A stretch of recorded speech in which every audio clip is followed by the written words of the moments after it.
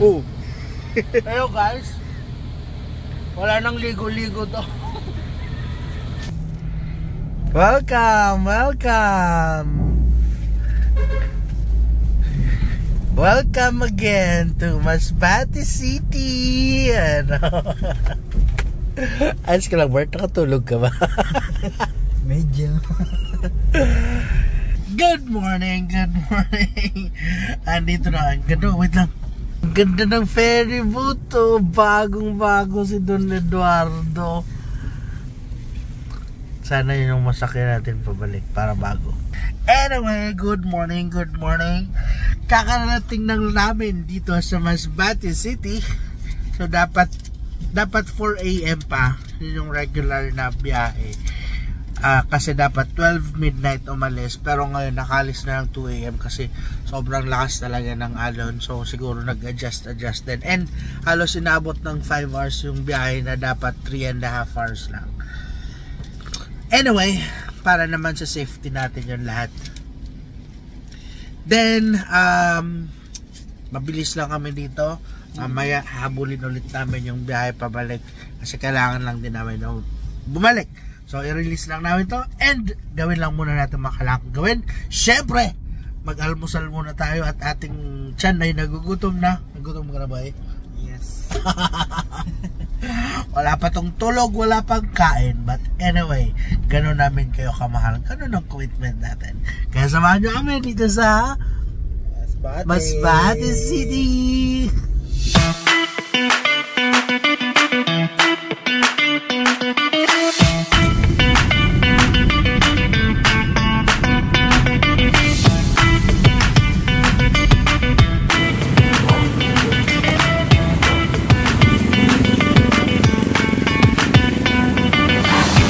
Time check, it's already 8:45 in the morning. Walang ligo. Kain lang, almusal. Walang toothbrush. Buenas to eh. Yan yung mga pakuserte natin. Anyway, maghanap na lang kami ng car wash. Nakapagpapalit na kami ng wiper kasi ang labo-labo na sa lamin niya pag nag-wiper. So pinalitan na namin ng wiper at ito one way. At syempre magpapa-car wash muna kami before nag-release. Pero bago kami mag-car wash, daan muna kami sa port. Tingnan namin yung anong oras yung susunod na dahil baka kapag iwan na naman kami. Time check, it's already 9:45 in the morning. So tapusin tayo magpa-car wash ng Suzuki ATV and target natin by 10 o'clock to 10:30. Ma-release na natin to sa inyong owner. So ito na ang ating Suzuki ATV. So actually ang nakabili nito na Suzuki ATV, hindi siya direct sa atin na nakakontakt. Meron siyang dinaanan na agent. So after na may forward sa amin ng agent yung contact information ng Bicol Auto Search. Bicol Auto Search. After na ma-forward sa amin ng agent yung pangalan ng contact, yung pangalan at contact information ng buyer, agad-agad tinawagan ko and yun nga, kilala agad tayo ni Sir. Sir, ikaw pala to. Kaya yun, binigay din natin sa kanya kung ano yung dapat natin ibigay. So actually, wala na po ito sa usapan namin na ipapabuff ko, ipapa-detailing, interior and exterior detailing. And meron po siyang bali 5 panel na na-repaint. So may mga scratches kasi and may mga faded parts siya. So actually wala na talaga yun sa usapan namin. Parang ang usapan namin as is where is basis na siya. And ang naging request na lang niya na ipa-repair sana yung kalampag ng sasakyan. And actually ginawa din natin yun, pina-repair natin yung kalampag at bonus na lang natin binigay yung pagpapa-repaint ng bali 5 panel. Nagpa-interior detailing tayo, exterior detailing, so makikita nyo naman, pinalinis natin siya. Ang laki ng pinagbago nito sa sasakyan nito. Kaya, ngayon, excited kami to meet din natin ang new owner nitong Suzuki ATV. Samahan nyo ulit kami dito sa Masbate City.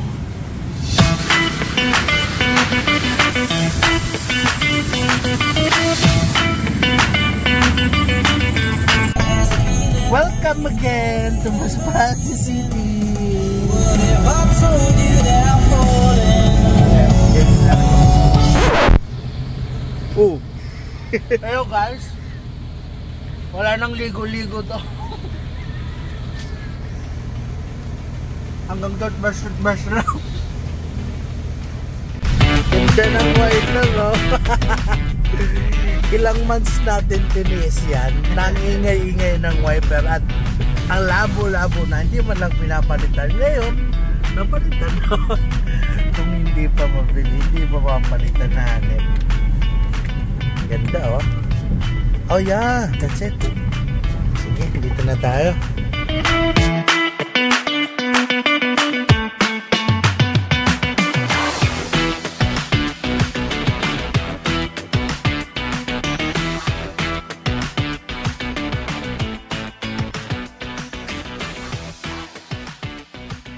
Time check, it's already 4 o'clock in the afternoon at tapos na ang Masbate City 2.0 natin. 2.0. So medyo hilong-hilo pa kami kasi grabe lakas talaga ng alon. But anyway, hindi na kami nakapag-video kami kanina at medyo rush hour na kaya at naghahabol kami ng kasi ng last trip ng Roro. Kasi, I mean, hindi naman last trip kasi 12 noon. Ang susunod kasi 8 PM na, so medyo late na masyado. So inabol namin ng 12 noon. At yun, maraming salamat Sir Kenneth sa napaka-smooth na transaction at marami pala tayo connection. Kilala din nila kasi sila Sir Bernie sa sa TESDA, so kilala niya. Kaya sabi ko, Sir, sigurado sa mga co-workers mo, sa mga kaibigan mo, may mga susunod pa tayong transaction, no? Di ba? What a small world. Kaya parang babalik at babalik pa tayo ng Masbate City. Anyway, so yun, Sir, maraming salamat. May tip pa pala si Sir kanina. Ay, sayang, dapat di ko na sinabi. Hindi na daw kasi sila Sir nakapag-prepare ng meal, so binigyan na lang kami ng pang-lunch. Maraming salamat Sir. At ang bilis lang ng transaction. So sa ferryboat din na rin kami nakapag-video kasi hilong-hilo po talaga ako at napakalakas pa rin ng alon kahit wala ng ulan, no? Grabe. But anyway, dito na kami ngayon, Sorsogon City, pero bago kami umuwi sa Sorsogon City, I mean nasa Pilar pa pala kami ngayon. Bago kami umuwi ng Sorsogon City, daan muna kami ng Albay kasi meron pa akong asikasuhin na documents doon. May kukunin akong documents na na-release din na Toyota Vios. Actually, kanina din na-release ang Toyota Vios sa Camsor. So may document lang ako na kukunin doon.